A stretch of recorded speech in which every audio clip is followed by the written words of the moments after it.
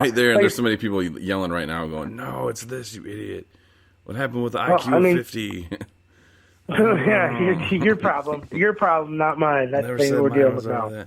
that. But anyway, that guy, he's actually in prison in Fort Worth, Texas, and he's saying that he's just thrilled with all the attention he's getting.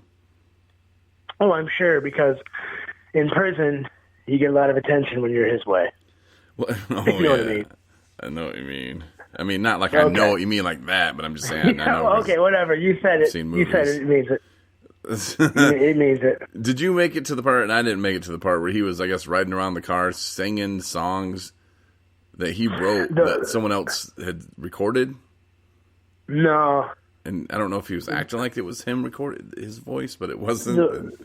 The parts that I saw were where there was the 3-man wedding and where these big grocery store chains send them trucks full of, expired meat, and his people take their pick choices and take it back to their trailers that have maggots and no water and where their living conditions are. It's interesting. I mean, if you want to live that way, go ahead. Wait, so people that worked for him would go pick through the meat first? Yeah, because when the truck comes in, they get the first pick. Because all the expired meat and stuff they feed the animals, I assume, but then his people pick it, take it back to their place, and that's what they eat. That's what they get paid. Well, that's nice of them for... Yeah. Yeah, it's pretty nice of them. Now, so did you see the... Okay, now this is a weird one, too. Because, again, I just heard about it with the Tiger King. Is that the person that worked for him was a woman... But she identified as a man, but she got her arm ripped off. Arm bit off.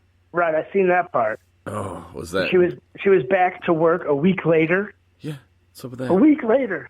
I probably would have taken a 2-week period off from working with tigers that just bit my damn arm off. Just me, though. Did they show it? What happened is all of a sudden they're driving to the scene, and they show the person who identifies themselves laying on the ground with their left arm all blurred out, and taken to the hospital. And the people that were going through for the tour were like, "I'm sorry, folks, we have to shut down." One of the employees stuck their arm into a tiger cage and had their arm ripped off. We'll give you a rain check. Come on back and see us. And then it kind of goes to a scene, and she's sitting there with her arm all missing and nubbed up. And she's like, yeah, back a week later. Yeah, so there was no actual footage of the arm getting ripped off. Because there is footage out there. Maybe. No, there is. Oh, there is? Yes. Oh, heavens. Do a little investigating tonight, Chris, and you can probably find it. Yeah. I'm going to check that out. See, I don't want to see that, so I'm not going to check it out. But I just wanted you to know, and if someone's listening and they want to see it, and I don't know if we would put that on our fun page. No, that's not fun. We need a not fun page. Yeah. Speaking of fun page, your wonderful mother posted something on the book, and I posted a picture, and she said, "I don't think that's is that your graduation photo?" And I was like, let's just say I graduated from something that day. Yeah. Yeah, I was like, wow, he looks real thrilled there. Yeah. And that's no age at that point. That's another thing I was thinking about earlier today.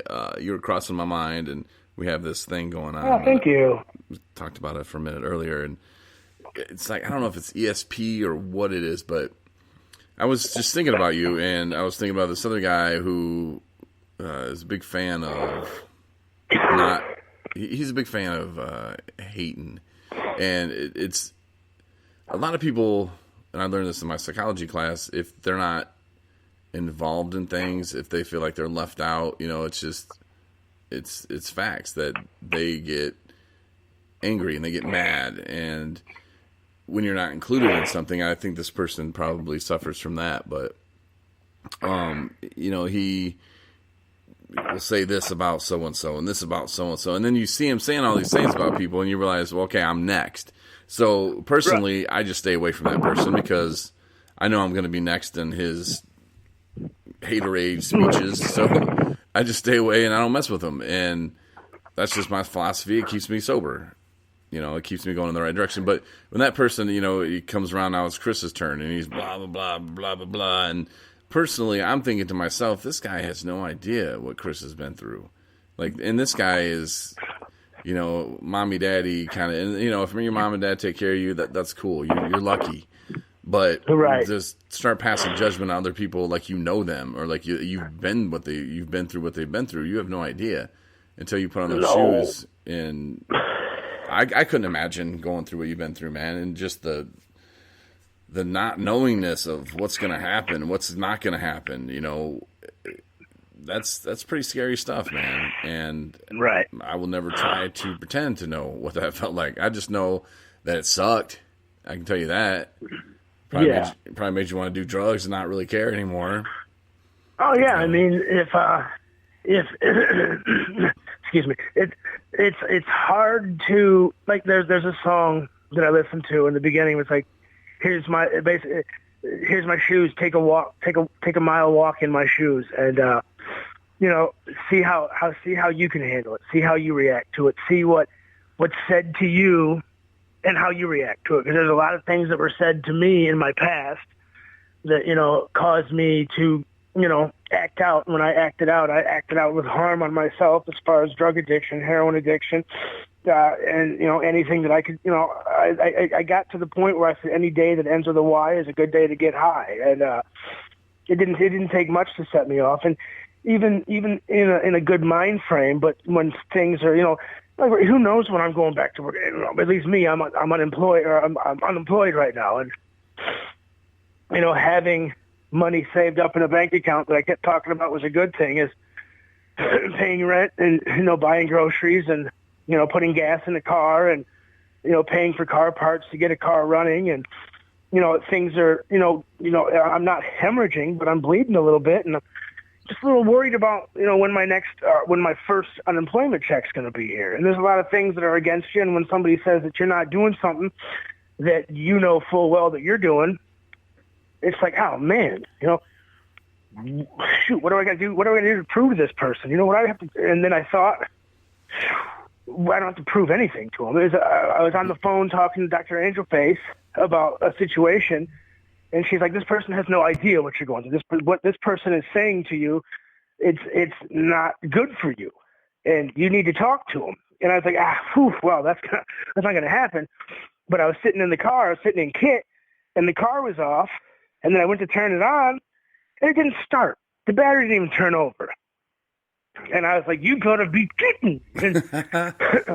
And then I remembered during conversation with the former car owner and, her father, and it's like, I just had to open the trunk and get to the battery and kind of wiggle a cord and start right up. And I told my therapist, I said, man, I just about walked to the store and said, screw it all, because the day before things weren't good.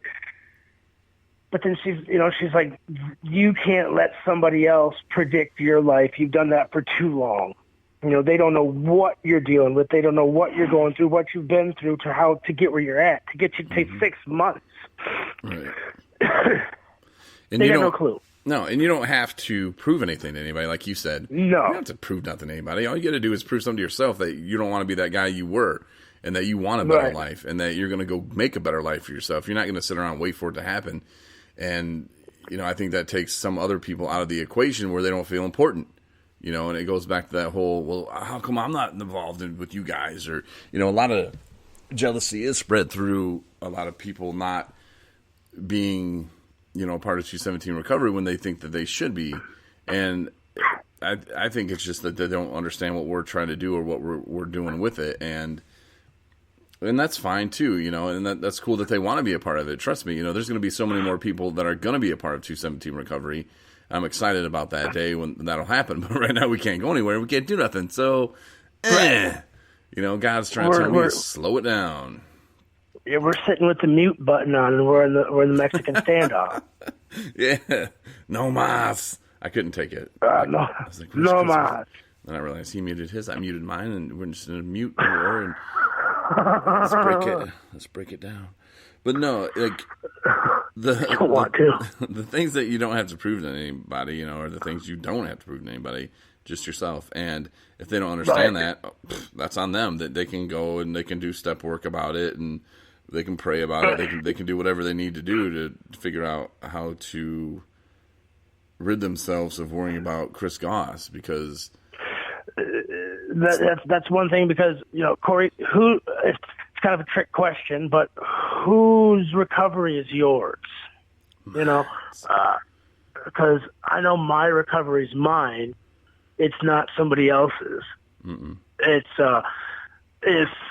if they're really sitting around all day thinking and pondering and worrying about what I'm doing and what so-and-so else is doing, you know, and maybe if they do want to know, they reach out and say, hey, how you doing in this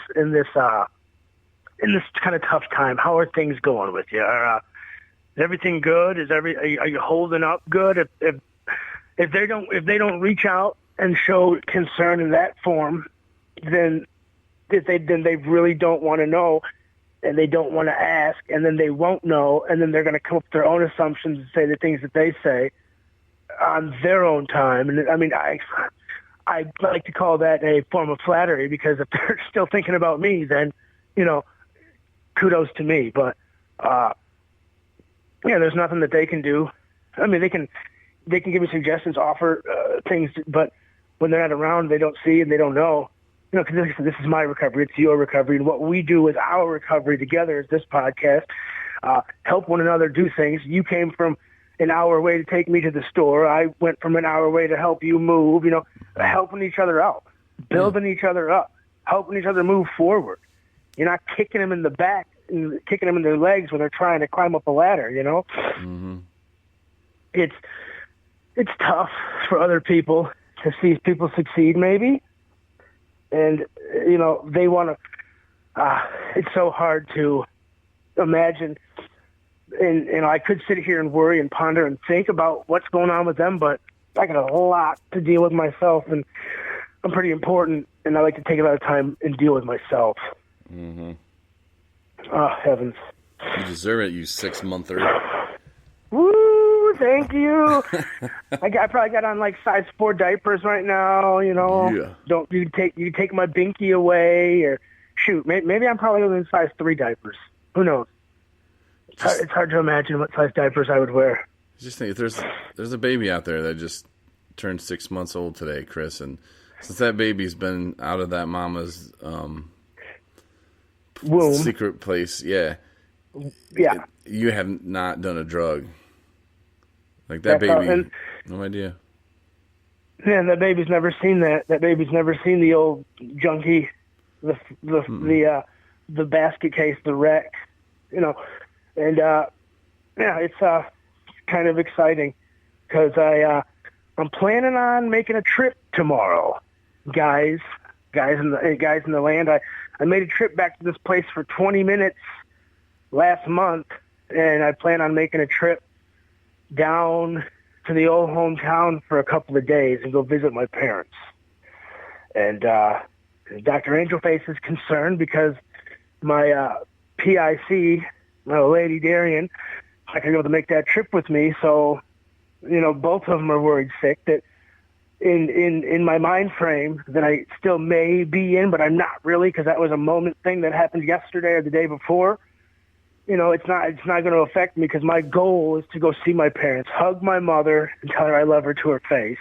You know, shake my dad's hand, probably hug him, and sit with them on their couch and enjoy time with them, and see my parents. And you know, I got idle time, because idle time, you know, it's a bad time to be. It's a bad time to be a drug addict and an alcoholic with no meetings and be secluded and not get in. But my mom did send me a text. If you're coming down here, don't think that you're going to be out driving around hanging out with your old friends, because we can't get sick. And in drug addict subtitles underneath the bottom, it said you're not going to go out and hang out with your old friends and come back here. You know, and and I don't want to worry my parents anymore, so I will go to that house. I will stay in that house. I will bring my own groceries to that house, so I don't leave.